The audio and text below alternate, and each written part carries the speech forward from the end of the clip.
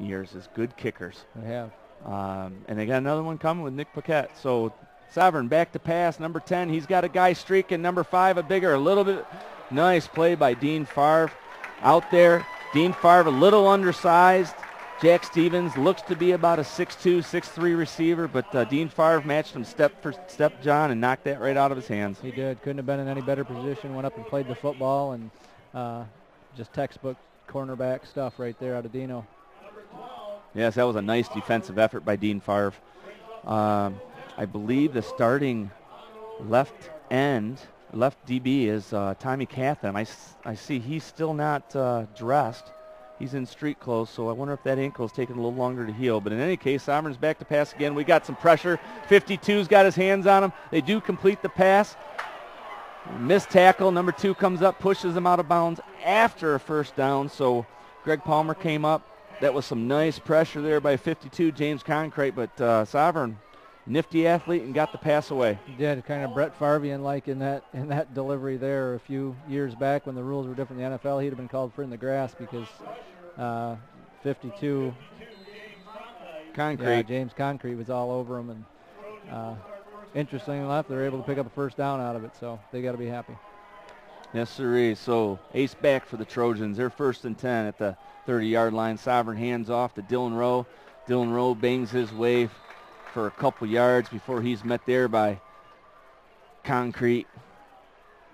James, pickup of about 2. Actually, they're going to give him a 3, so it's going to be 2nd and 7.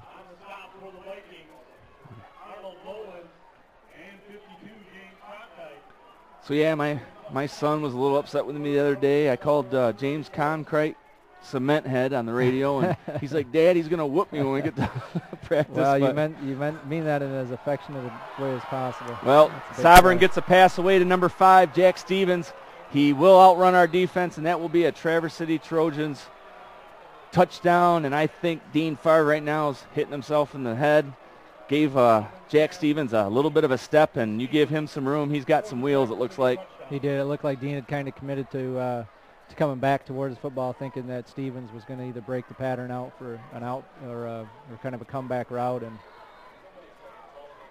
more of a fly pattern. Just got beat. Yep. Traverse City sees that too.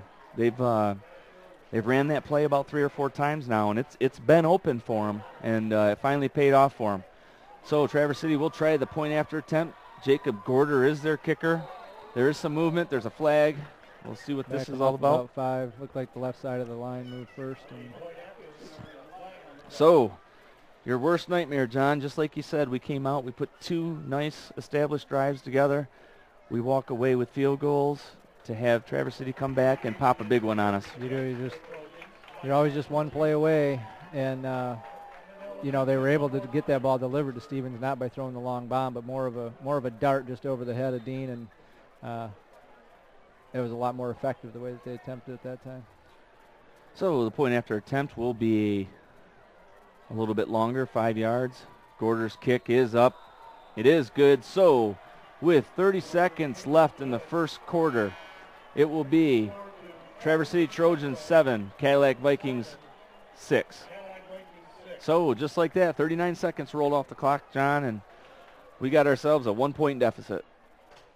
We do, and Coach Baker's walking with Dean and kind of explaining how he'd like to see him play that next time, because you're right, they will come back to that and they'll test it and see what answer we've got for it.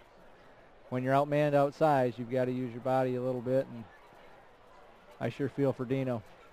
Yeah, he's a competitor though. He'll bounce back and he'll make some big plays before the game's over. So back to kick.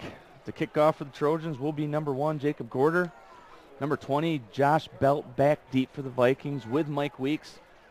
I got to feel those two are chomping at the bit to want to bring one back out. And I think they're going to get their opportunity. I don't think Gorder has the leg to hit it to the end zone, so this will be fireworks if Weeks gets a seam or Belt gets a seam.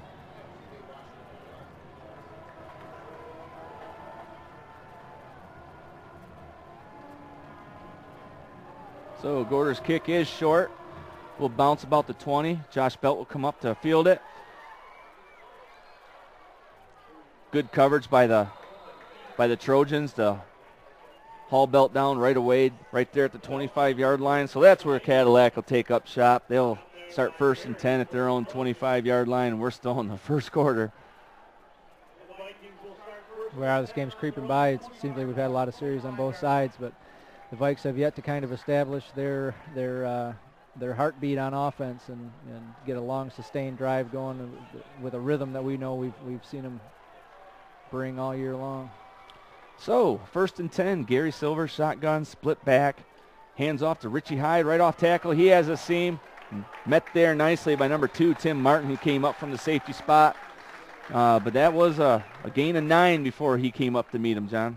It was. So, you like to see that on 1st down. He allows Coach Webb to do to get as deep in that playbook as he wants to get on 2nd down and short. Yep, and they ran right over 65 and big 72, so nice blocking up there by Jacob Lowing and Riley Norman on that right side, the offensive line. It looks like that's in first quarter. So at the end of the first quarter, we have Traverse City Trojans 7, Cadillac Vikings 6. This is TV 97 and 98, and we're going to take a break, and we'll be right back.